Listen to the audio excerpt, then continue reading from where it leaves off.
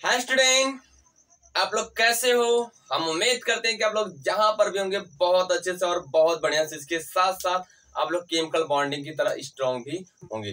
चलिए आज की वीडियो में डिस्कस करते हैं स्टूडेंट हाइलो एल्केन के बनाने की विधि, वह है अल्कोहल के द्वारा।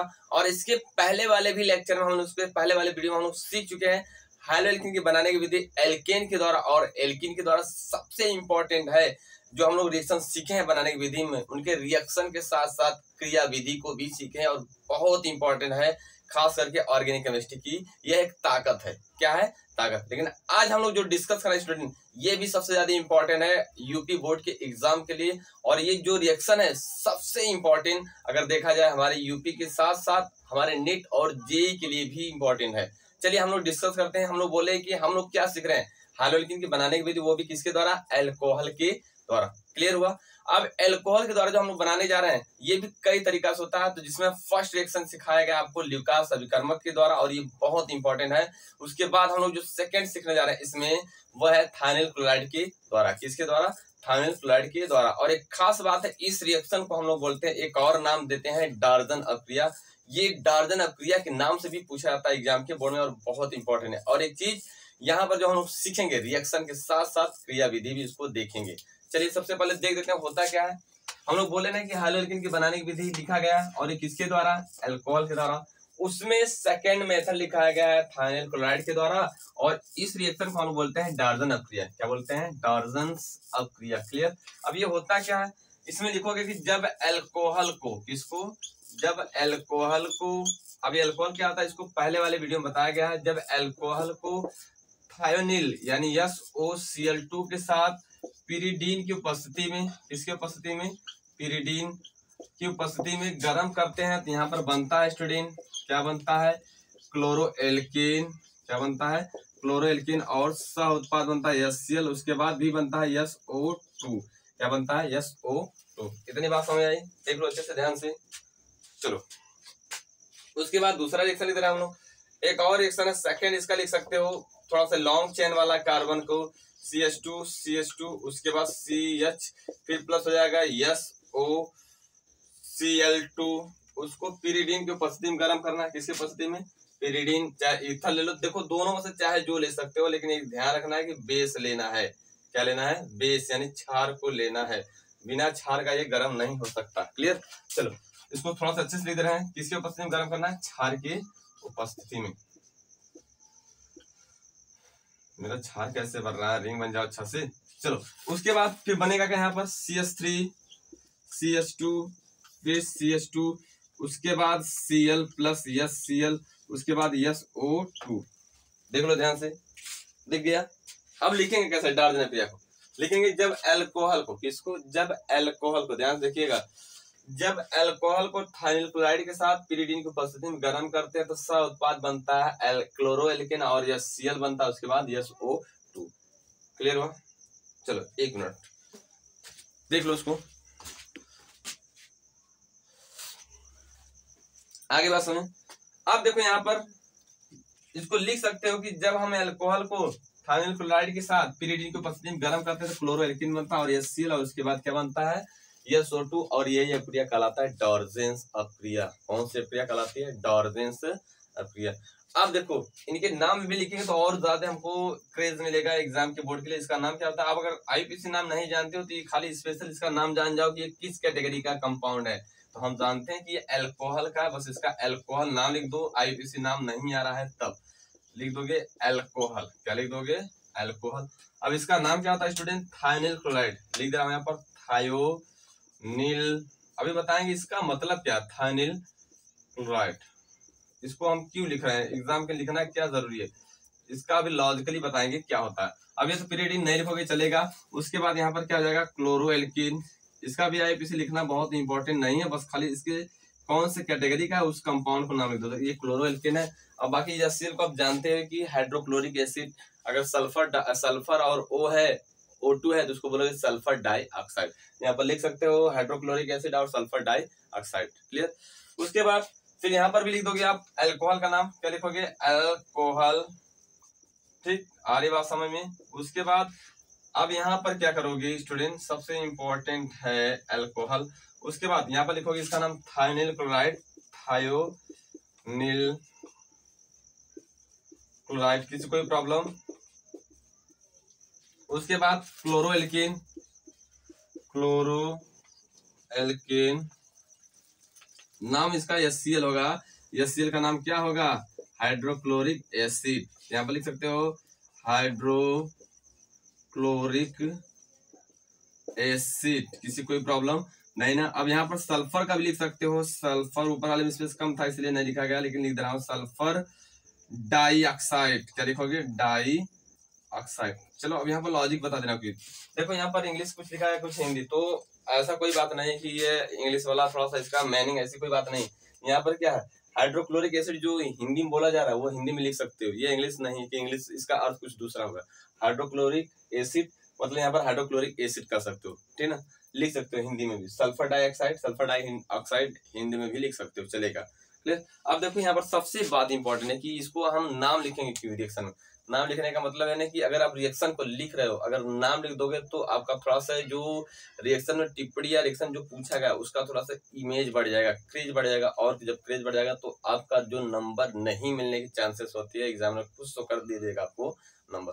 जैसे एग्जाम्पल अगर देख लेते हैं यहाँ पर लॉजिक क्या मिलेगा, क्रेज मतलब क्या कि अगर आप जानते हो ना कि मार्केट में जाते हो, अगर मान लीजिए एक प्लेट एक मीठा लेकर खा रहे हैं, 20 रुपया का मान लीजिए राजभोग एक लेकर खा रहे हो, क्या खा रहे हो? राजभोग मीठा। अब उसको अगर बैठ कर खा रहे हो, अकेले खा रहे हो, केवल बिना प्लेट में केवल हाथ से लेकर खा रहे हो, तो बगल वाला जो देखेगा कैंडिडेट आपको समझेगा कि लोअर कैटेगरी का या लोअर फैमिली का ये हमारा कैंडिडेट है, या जो लोअर फैमिली का ये प्राणी है। क्लियर। लेकिन अगर इसी मीठा को अच्छे से बैठ कर खा रहे हो प्लेट में लेकर, तो जो बगल वाला देखेगा कैंडिडेट वो सोचेगा कि हाँ ये जो बंदा है या जो ये आदमी है ठीक ठाक फैमिली का है। लेकिन उसी प्लेट को, उसी मीठे को लेकर बैठकर प्लेट में अच्छे से चम्मच के साथ खा रहे हो, तो जो बगल वाला कैंडिडेट देखेगा वो सोचेगा कि हाँ ये जो खा रहा है मीठा लग रहा है जरूर स्टैंडर्ड फैमिली का है, VIP फैमिली का है। तो इससे जानते होता है क्या कि मीठा वही है, 20 का आप किने राजभोग। अब वो खाने का जो लॉजिक है थोड़ा सा अलग अलग तरीका से, अगर देखो खाली दाम उतना ही है, जो खाने का लॉजिक थोड़ा सा अलग अलग, जब अलग अलग कर रहे हो तो उसमें लॉजिक जब अलग अलग कर रहा है तो उसमें जो कैंडिडेट आपको देख रहा है वो आपको अलग अलग क्रेज से देख रहा है, अलग अलग निगाहों से देख रहा है। जब अलग अलग निगाहों से देख रहा है तो जो लास्ट पोजीशन वो टॉप ग्रेड में आपको देख रहा है, कितना किस कैटेगरी में देख रहा है? टॉप ग्रेड में। तो सेम वही कहानी है, अगर आप रिएक्शन केवल अब क्रिया में रिएक्शन लिख दोगे तो एग्जामिनर सोचेगा कि लग रहा है कि लड़का रट कर आया था तुरंत लिख दिया था, हालांकि उसको उससे नहीं मतलब है, लेकिन फिर भी नंबर पर डिपेंड करता है। अगर आप अच्छे से रिएक्शन लिख दिए हो और अच्छे से नंबर लिख दिए हो, नाम लिख दिए हो, तो एग्जामिनर जो खुश होगा ना वो आपको बहुत ढेर सारा नंबर देके जाएगा, और जो एग्जामिनर चेक करेगा ना आपको बहुत ढेर सारा नंबर देके जाएगा। हालांकि ढेर कह सकते हो कि आपको अगर 30 नंबर की रिएक्शन है, अगर आप एग्जामिनर के पास टोटल अकाउंट 28 नंबर का हो रहा है, मतलब उसको जोड़ने के बाद 28 नंबर का हो रहा है, तो ये जान जाओ कि वो अब 2 नंबर आपको जो छूट रहा है वो अपने से दे देगा, किसके अकॉर्डिंग? ये जो रिएक्शन लिख रहे हैं उसके अकॉर्डिंग। क्लियर हुआ? ये इसका मैच है। बस अब हम लोग चलेंगे क्या, पहले इसका फटाफट स्क्रीनशॉट ले लो, उसके बाद हम इसकी क्रियाविधि पर चलते हैं। हो गया? चले चलो। अब देखो इनके बोर्ड के रिएक्शन आते कैसे, बोर्ड में पूछे कैसे जाते हैं रिएक्शन। यहाँ पर बोर्ड में पूछने का तरीका 3 तरीका से होता है। पहला क्या होता है जब, दूसरा कैसे परिवर्तित करें, तीसरा नीचे दिए गए अपक्रिया पर टिप्पणी लिखिए। तो देखो पहला क्या होता है जब, क्या होता है जब, यहाँ पर लिख दे रहा हूँ थोड़ा सा कुछ पॉइंट, क्योंकि जरूरी है एग्जाम में आने वाले क्वेश्चन आता है क्या होता है जब, क्या होता है जब, क्योंकि बहुत जरूरी है, होता है जब। चलो बस इतना ही देख लो जब। उसके बाद फिर कैसे परिवर्तित करें, कैसे परिवर्तन करें। उसके बाद नेक्स्ट टिप्पणी, टिप्पणी। चलो टिप्पणी देख लेते हैं। अब देखो तीनों लॉजिक है, रिएक्शन एक ही होगा, लेकिन एग्जाम में पूछने का लॉजिक जो होगा एग्जामिनर का वो अलग अलग होगा। क्या होगा? अलग अलग होगा। चलो देखो पहला देगा क्या होता है जब, अब इसके अकॉर्डिंग कैसे देगा रिएक्शन, देता कैसे है कि क्या होता है जब एल्कोहल को थाइनिल क्लोराइड के साथ गर्म करते हैं। क्या होता है जब एल्कोहल को थाइनिल क्लोराइड के साथ गर्म करते हैं, ये ध्यान रखिएगा, इसको हम टच कर रहे हैं, इस वाले क्या होता है जब। किसी कोई प्रॉब्लम पूछता कैसे बोर्ड में, क्या होता है जब हम एल्कोहल को थाइनिल क्लोराइड के साथ गर्म करते हैं पीरियडिन की उपस्थिति में। और यहाँ पर एक प्रश्नवाचक चिन्ह दे देगा, इस तरह का प्रश्नवाचक चिन्ह होता है, ये रिएक्शन नहीं लिखेगा और ये चीज उठाकर यहाँ पर आपको दे देगा। तो आपको ये पूरा करना होगा। तो आप जब ये जानोगे कि हाँ जब ये एल्कोहल को थाइल क्लोराइड के साथ पीरियड की उपस्थिति में गर्म करते हैं तो यहाँ पर बनता क्या क्लोरो एल्किन और बनता क्या HCl और SO2 और लिख दोगे कि ये इस रिएक्शन को हम डार्जन अप्रिया भी कहते हैं। क्लियर? इस तरह ये क्वेश्चन आते तो अब इसको इस तरह आंसर देना होगा। किसी कोई प्रॉब्लम नहीं। चलो आप देखते हैं हम लोग नेक्स्ट देता कैसे परिवर्तन करें। कैसे परिवर्तन करें एल्कोहल से क्लोरो एल्केन या क्लोरोब्यूटेन या क्लोरोपेंटेन कैसे परिवर्तन करें या कैसे परिवर्तित करें इसके बारे में समझाइए या इसके बारे में रासायनिक क्रिया सहित समझाइए। ठीक, तो अब देखो कभी हालांकि समझाइए बहुत कम पूछता है, लेकिन कैसे परिवर्तन करें हेडिंग लिख देगा, उसके बाद डायरेक्ट 4-5 रिएक्शन लिख देगा या 4-5 नाम लिख देगा।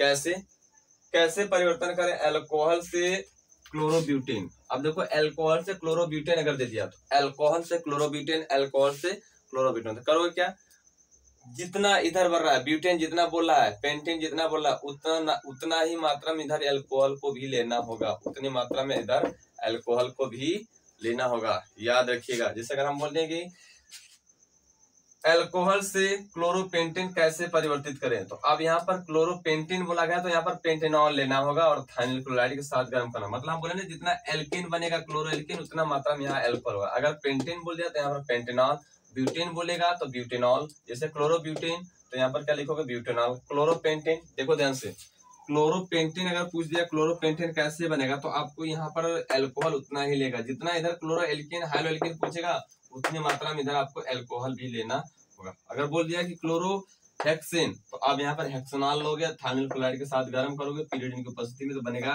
क्लोरो हेक्सेन और उत्पाद वही दोनों रहेंगे। इसमें बढ़ेंगे नहीं, बढ़ेंगे घटेंगे, और एल्कोहल में और इसमें भी नहीं कोई चेंजिंग होगी ना, इसका उत्पाद में चेंजिंग होगी। अरे बात सुन, अगर पूछ दिया कि एल्कोहल से क्लोरोप्रोपेन कैसे प्राप्त करें, तो अब यहाँ पर क्लोरोप्रोपेन पूछ दिया तो इधर भी क्लोरो, हम यहाँ पर भी जो एल्कोहल होगा उसमें भी 3 कार्बन होने चाहिए। तो यहाँ पर क्या होगा प्रोपेनॉल और यहाँ पर लिखोगे क्या क्लोरोप्रोपेन। मतलब इधर प्रोपेनॉल फिर थाइल क्लोराइड के साथ गर्म करोगे तो यहाँ पर बनेगा क्लोरोप्रोपेन, उसके बाद HCl और SO2, HCl और SO2। देखो ध्यान से क्लोरो यहाँ पर लिखोगे क्या पेंटेनॉल या प्रोपेनॉल। अब यहाँ पर अगर क्लोरोप्रोपेन बनाना तो क्या लिखोगे प्रोपेनॉल, थाइल क्लोराइड के साथ पीरियड की उपस्थिति में तो यहाँ पर क्या लिखोगे क्लोरोप्रोपेनॉल, क्लोरोप्रोपेन, उसके बाद HCl और उसके बाद SO2। ये इस तरह के लॉजिक रिएक्शन आते हैं बोर्ड के एग्जाम में। किसी कोई प्रॉब्लम नहीं ना? चले चलो अब नीचे दिया गया टिप्पणी वाला। टिप्पणी देखो यहाँ पर टिप्पणी, ये टिप्पणी थोड़ा सा अच्छा से लिख दे। टिप्पणी वाले में देखो रिएक्शन आता है कैसे, एक मिनट।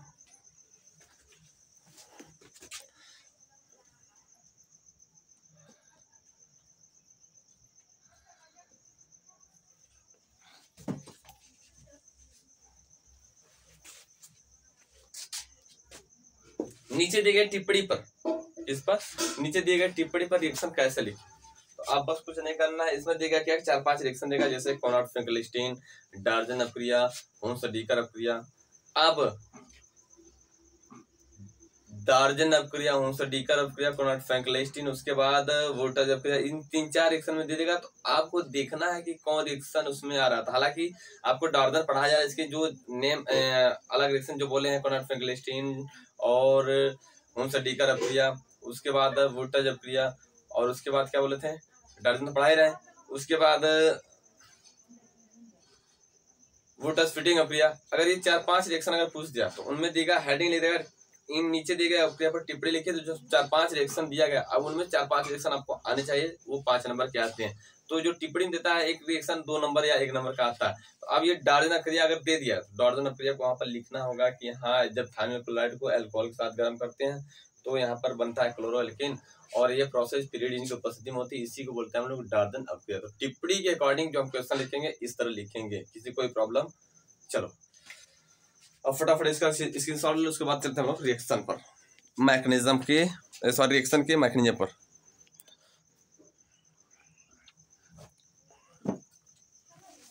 हो गया? चलो अब इसको देख लेते हैं, थोड़ा सीरियस कर दें।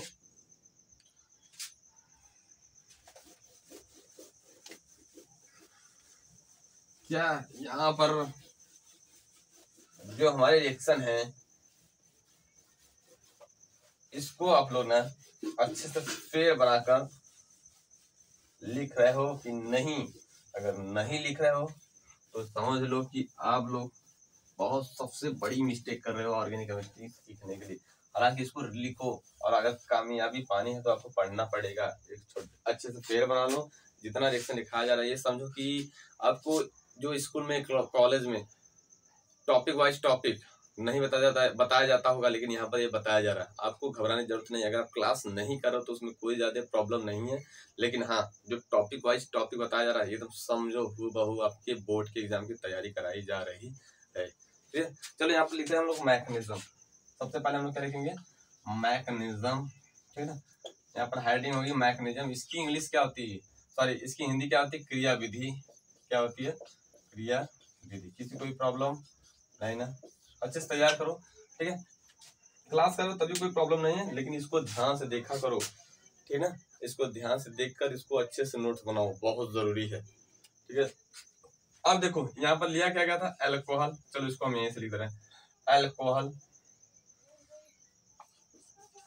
अल्कोहल लिया गया था। अब इसको छोटा वाला अल्कोहल ले रहे हैं क्योंकि बड़ा वाला लेने की जरूरत नहीं है। फर्स्ट स्टेप में दिखाओगे यहाँ पर पहला स्टेप में दिखाओगे क्या? थायमिल क्लोराइड को हम इस तरह लिख सकते हैं। किस तरह? देखो ध्यान से, SOCl आगे बात समझ।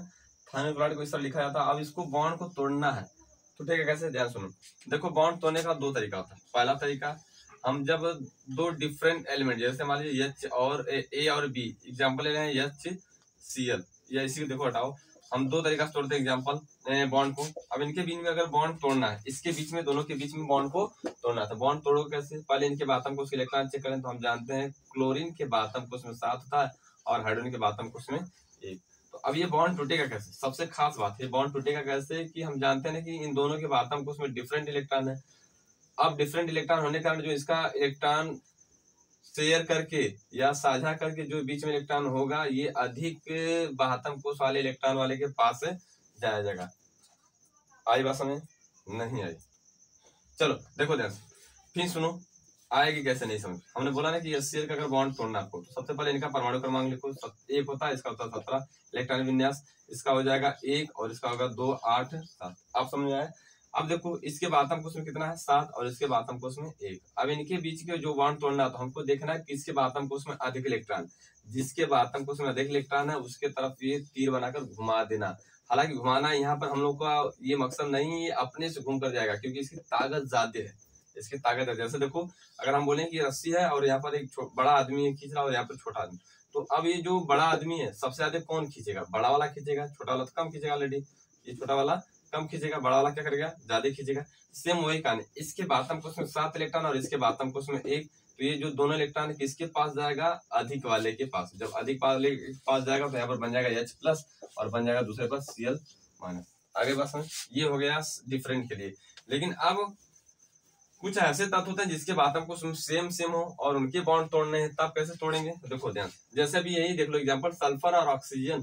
सल्फर का अगर तोड़ना है और ऑक्सीजन के बीच में बॉन्ड डबल बॉन्ड तोड़ना है तो यहाँ पर क्या इसके भी बातम कोष में 6 होते हैं। जैसे देखो यहाँ पर इसमें तो डिफरेंट था तो समझ में आ गया, लेकिन इसमें सेम इसके बातम कोष में भी 6 और इसके 6। कैसे? इसका परमाणु क्रमांक 16 होता है, इसका कितना होता है? 8। इसका हो जाएगा 2 8 6 हो गया और इसका हो जाएगा 2 फिर 6 हो गया। अब देखो दोनों के बातम कोष में सेम इलेक्ट्रॉन है। अब यहाँ पर सवाल है कि इन दोनों में जब सेम है तो बॉन्ड किसके तरफ तोड़ेंगे? किसके तरफ हम तोड़ेंगे? तो देखो बॉन्ड तोड़ने का लॉजिक क्या है कि अब हम अगर सेम दिख रहा है तो यहाँ पर कोष को गिनेंगे। इसके पास कितने कोष हैं? 1 2 3 और यहाँ पर कितने हैं? 1 2। इसके पास कोषों की संख्या जो है 3 है, इसके पास कोषों की संख्या कितनी है? 2। तो जिसके पास कम कोष होगा यानी बातम कोष में इलेक्ट्रॉन होने के बावजूद जिसके पास कम कोष होगा उसके बीच में आकर्षण बल अधिक होगा। ये याद रखिएगा, उसके बीच में आकर्षण बल अधिक होगा। जब आकर्षण बल अधिक होगा तो ये जान जाओ कि बॉन्ड उसी की तरफ टूटेगा जिसके पास कम कोष की संख्या होगी। अब देखो इसके पास 2 है और इसके पास 3, तो अगर हमारा बॉन्ड तोड़ना है इनके बीच में अगर बॉन्ड तोड़ना किधर टूटेगा? पहले इसको देख लो ध्यान से। ये बॉन्ड तोड़ोगे जानते हो किधर टूटेगा? इधर।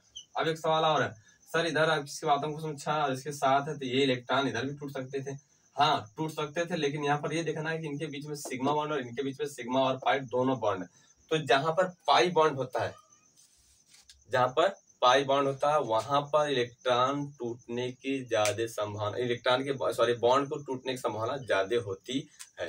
तो यहाँ पर देखो पाई बॉन्ड है, पाई बॉन्ड होने के कारण ये पहले टूटेगा, क्या करेगा, पहले टूटेगा, उसके बाद ये तो टूटेगा।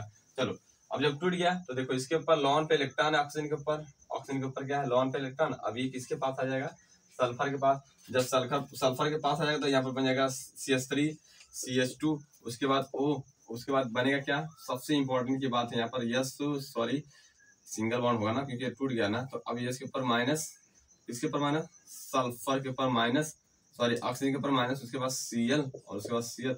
अब हाइड्रोजन के नीचे हो जाए, हाइड्रोजन ऑक्सीजन के नीचे हो जाएगा, उसके बाद प्लस। अब यहाँ पर लॉजिक ये सर इसको समझाइए। देखो हमने बोला ना कि बॉन्ड इनके और इनके बीच में टूट रहा है, इनके बीच में, जबकि दोनों तरफ टूटने की संभावना, इसके और इसके बीच में टूटने की भी संभावना और इसके बीच में टूटने की संभावना। तो सबसे पहले टूटेगा कहाँ, ऑक्सीजन और सल्फर के बीच में। क्यों, क्योंकि इसके बीच में एक पाई बॉन्ड और एक सिग्मा बॉन्ड है, लेकिन इनमें क्या सिग्मा बॉन्ड है, केवल केवल क्या सिग्मा ही बॉन्ड है, मतलब कैसा सिंगल बॉन्ड है। क्लियर।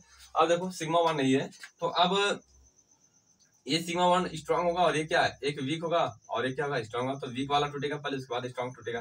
तो अब ये बॉन्ड इधर टूटा तो इस पर प्लस चार्ज हुआ और इसके ऊपर क्या हुआ, माइनस। तो अब लॉन पे इलेक्ट्रॉन है, इसको इलेक्ट्रॉन चाहिए, जिस पर प्लस होगा उसको इसको इलेक्ट्रॉन चाहिए। तो ये दोनों इलेक्ट्रॉन अपना इसको देता है, देकर यहाँ पर बन जाता है एक अस्थायी कंपाउंड। क्या बन जाएगा, अस्थायी। दिखा सबको, लिख रहा हूं, अस्थायी यौगिक। किसी कोई प्रॉब्लम आ रही बात समझ में, पहला स्टेप समझ में आएगा सबको मैकेनिज्म इसका, किसी कोई दिक्कत देख लो आ गई समझ में। चलो अब सेकंड स्टेप देखते हैं हम लोग, कौन सा स्टेप, सेकंड। अब अस्थायी यौगिक ले लो। देखो ध्यान से, सेकंड स्टेप में हम लोग किसको ले लेंगे, अस्थायी यौगिक। अस्थायी यौगिक यहाँ पर इस तरह था, ऑक्सीजन के था, उसके बाद सल्फर रहा था, सल्फर होगा, उसके बाद क्या है Cl, उसके बाद Cl और उसके ऊपर क्या था माइनस चार्ज और यहाँ पर प्लस था। इतनी बात समझ, यही था ना। देख लो अच्छे से, थोड़ा सा ये तीर मेरा छोटा बन जाएगा तो और बेटर लगेगा, तीर अच्छे से बन जाओ इधर। चलो अब देखो होगा क्या, अब ये ऑक्सीजन है और इसके ऑक्सीजन के ऊपर प्लस चार्ज है, और सॉरी ऑक्सीजन के ऊपर माइनस चार्ज है, इस ऑक्सीजन के ऊपर प्लस चार्ज है।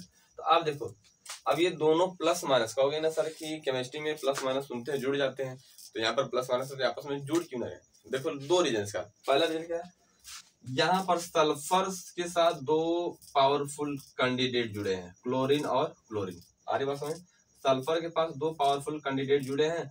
अब जब जुड़े हैं तो इलेक्ट्रॉन इनसे खींचेंगे, ये भी खींचेगा। उसके बाद यहाँ पर इलेक्ट्रॉन की कमी महसूस होगी थी, ऊपर इसके पास अधिक इलेक्ट्रॉन, तो ये क्या करेगा, नीचे आने का प्रयास करेगा, नीचे आने का प्रयास करेगा। आगे बात में, अब जब नीचे आने का प्रयास करेगा तो ये इलेक्ट्रॉन जो होगा इसके तरफ शिफ्ट नहीं होगा, इसके तरफ शिफ्ट नहीं होगा। आगे बात में, इसकी तरफ शिफ्ट नहीं होगा। पहला रीजन समझ आया। दूसरा रीजन क्या है, यहाँ पर एक जुड़ेगा तो हम जानते हैं ऑक्सीजन के 4 वैलेंसी बने, क्योंकि जुड़ेगा तो एक बॉन्ड बनाएगा। क्या बनाएगा, बॉन्ड बनाएगा। तो ऑक्सीजन के पास कितना बॉन्ड हो जाएंगे, 4। हम जानते हैं ऑक्सीजन केवल 2 ही बॉन्ड बनाने की कैपेसिटी रखता है, अगर 3 बनाता है तो वो प्लस देता है, तो अगर 4 बनाएगा तो क्या दशा होगी समझ सकते हो। तो ये मैक्सिमम 2 बनाता है, कितना बनता है 2, ये 4 नहीं बना सकता, इसलिए इसके साथ ये नहीं जुड़ सकता। चलो इतनी बात समझ। अब इसको अच्छे से लिख लेता हूँ, होगा क्या, Cl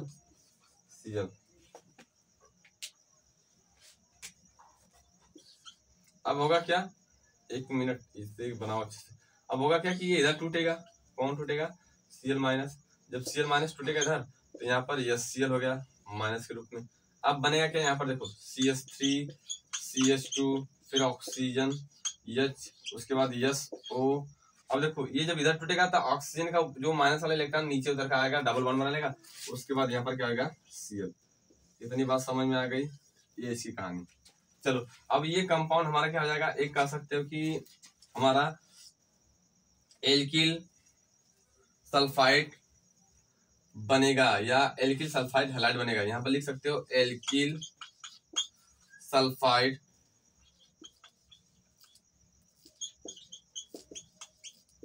हाइलाइड, क्या बनेगा, हाइलाइड। ठीक है, अब ये हमारा कंपाउंड बनेगा। चलो उसके बाद फिर करना क्या है स्टूडेंट, उसके बाद अब क्या करना है, थर्ड स्टेप में हम लोग लेंगे। थर्ड स्टेप में देखो, अब यहीं पर चाहोगे ना, यहीं पर इसके ऊपर तो प्लस आ जाए पहले, क्योंकि 3 है ना, प्लस आ जाएगा। अब देखो ये जो हमारा बनेगा एल्किल सल्फाइड हैलाइड, इसको क्या करोगे ना, अब यहाँ से हाइड्रोजन को रिप्लेस करोगे। क्या करोगे, हाइड्रोजन को हटाओगे। देखो ध्यान से, CH3 CH2 फिर यस सॉरी ऑक्सीजन है ना, उसके बाद डबल बॉन्ड, फिर उसके बाद क्लोरीन को इस तरह कर सकते हो। यहाँ पर ऑक्सीजन के ऊपर प्लस चार्ज था, ध्यान सुनिएगा। अब ये करेगा क्या, ये हाइड्रोजन को निकालेगा, इसको निकालेगा। जब अब ये निकल जाएगा तो यहाँ पर क्या करेगा, ये Cl और ये दोनों मिलकर आपस में बना लेंगे माइनस HCl। यहाँ पर दिखा दे रहा हूँ कि ये प्रोडक्ट में दिखाया गया था और इसको दिखाना जरूरी। तो यहाँ पर HCl बन जाएगा।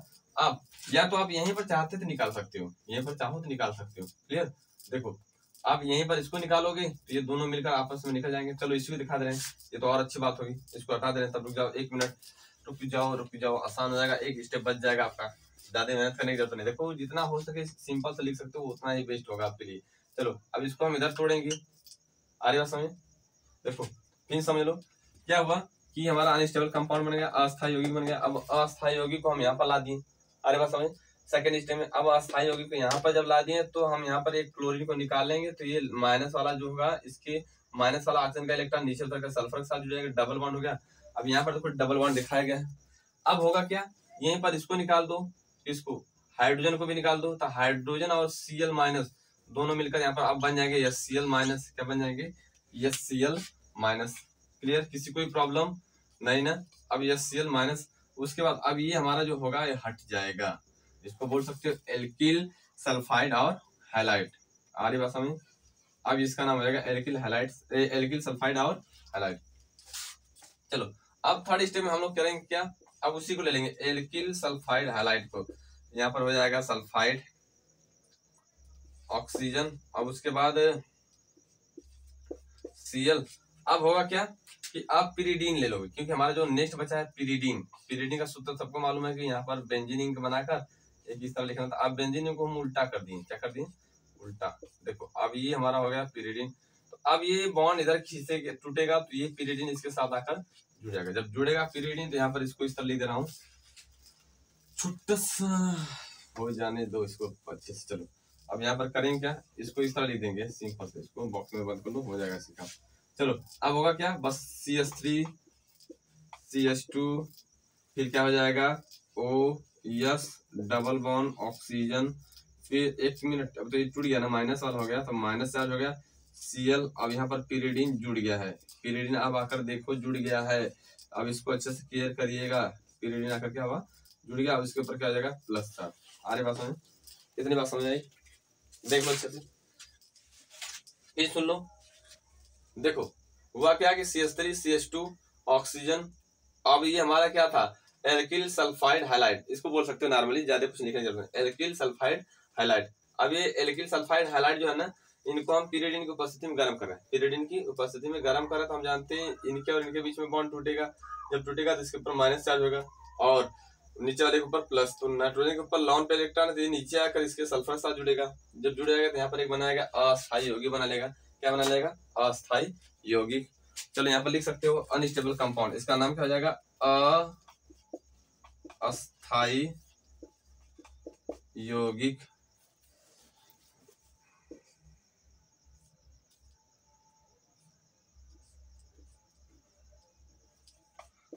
अस्थायी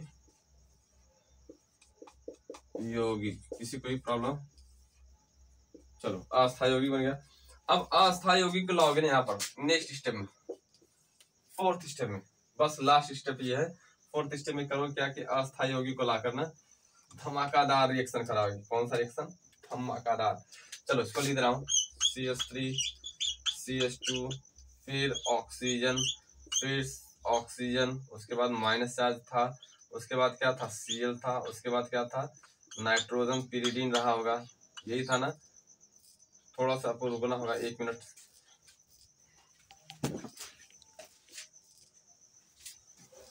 चलो सही है। उसके बाद करना कुछ नहीं है, अब नाइट्रोजन के ऊपर प्लस चार्ज। अब देखो कुछ नहीं करना, आपको करो क्या, यहाँ से क्लोरीन को बाहर कर दो, रिमूव कर दिए। अब जब क्लोरीन से बाहर करोगे तो ये माइनस वाला नीचे के साथ प्लस है, तो ये तुरंत आकर इसके साथ जुड़ जाएगा, जुड़ गया। उसके बाद यहाँ पर इसको निकाल दो, जब निकलेगा, ठीक, जब निकल जाएगा तो देखो यहाँ पर बनेगा क्या, सिंपल सा बनेगा आपका मजेदार कंपाउंड CH3CH2 आपका मिल गया क्लोरोएल्कीन। क्या मिल गया, क्लोरोएल्कीन। देखो दो प्रोडक्ट आपका मिल गया है, कौन, एक HCl, दूसरा क्लोरोएल्कीन। अब माइनस, या यहाँ पर माइनस करके दिखा सकते हो, बनेगा क्या आपका,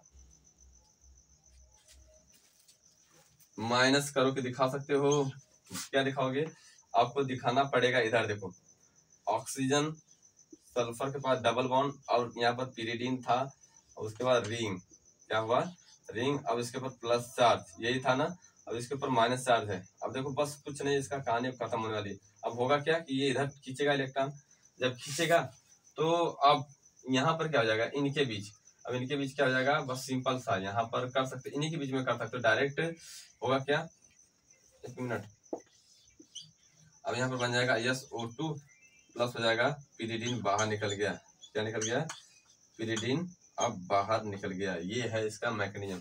देखो इस पर माइनस चार्ज था क्योंकि इधर टूटा था ना, तो ये डबल बॉन्ड इसके साथ जुड़ गया, तो यहाँ पर माइनस रहा होगा। अब इसको इस तरह लिखेंगे माइनस के रूप में, ये माइनस के रूप में निकल रहा है, ठीक ना। अब उसके बाद जब हम नाइट्रोजन के ऊपर प्लस चार्ज हो तो ये इलेक्ट्रॉन अपना खींचेगा तो इसके ऊपर प्लस चार्ज होगा और ये माइनस दोनों मिलकर डबल बना लेंगे, यहाँ पर बन जाएगा SO2 और पिरिडीन फिर बाहर होगा। यही था आपका थायमिल क्लोराइड का रिएक्शन, थायमिल क्लोराइड का रिएक्शन और मैग्नीशियम। चलो समझ लेते हैं इसको। पहले देखो किया क्या गया था, सबसे पहले ध्यान सुनो, क्रिया विधि में आपको किया क्या गया कि थायमिल क्लोराइड है और अल्कोहल, थायमिल क्लोराइड के बीच में बॉन्ड को तोड़ा जाएगा, ऑक्सीजन और सल्फर के बीच में टूटेगा। क्यों टूटेगा, रीजन बताएगा कि इसके पास 2 कोष और इसके पास 3 कोष, और इसके बातम को समीक्षा है और इसके बातम को समीक्षा है। तो अब इलेक्ट्रॉन इसके पास 2 कोष है तो अट्रैक्शन फोर्स इसका ज्यादा होगा, इसका कम होगा, ये खींचेगा ज्यादा। अभी जब खींचेगा तो यहाँ पर क्या होगा, एक के ऊपर माइनस होगा, नीचे के ऊपर प्लस। अब जब प्लस होगा तो इसको 2 इलेक्ट्रॉन चाहिए, तो ये दोनों इलेक्ट्रॉन ऑक्सीजन का सल्फर के साथ आकर जुड़ेगा, क्योंकि ऑक्सीजन के ऊपर लॉन पेयर 2 होते हैं, याद रखिएगा। अब ये दोनों आकर इसके साथ जुड़ गए, जब जुड़ गए तो यहाँ पर बन गया एक अस्थायी यौगिक, लिखा भी गया अस्थायी यौगिक। आगे बात समझ। अब फिर इस अस्थायी यौगिक को हम ला दिए सेकंड स्टेप में, फिर दोबारा ला दिए। अब इनमें करना क्या है, हम क्लोरीन को बाहर निकालेंगे, और जब क्लोरीन को बाहर निकालेंगे तो यहाँ पर जो ऑक्सीजन के ऊपर लॉन पे इलेक्ट्रॉन है, जो माइनस इलेक्ट्रॉन है वो नीचे जाएगा सल्फर पे, क्योंकि देखो लॉजिक सिंपल सा, ये जब इधर टूटेगा तो इसके ऊपर प्लस चार्ज होगा, और ये प्लस और ये नीचे प्लस और ये माइनस दोनों मिलकर डबल बॉन्ड बना लेंगे। यही दिखाया जा रहा है तीर के द्वारा कि इलेक्ट्रॉन नीचे आकर जुड़ रहा है। उसके बाद फिर क्या करोगे, यहाँ पर ऑक्सीजन का देखो, ऑक्सीजन के पास कितना है, 2 बॉन्ड बनाने की कैपेसिटी, यहाँ पर 3 है, तो ये भी क्या करेगा, अपने आप को 2 बनाने के लिए, स्टेबल होने के लिए हाइड्रोजन को बाहर करेगा, चलो तुम भागो यहाँ से।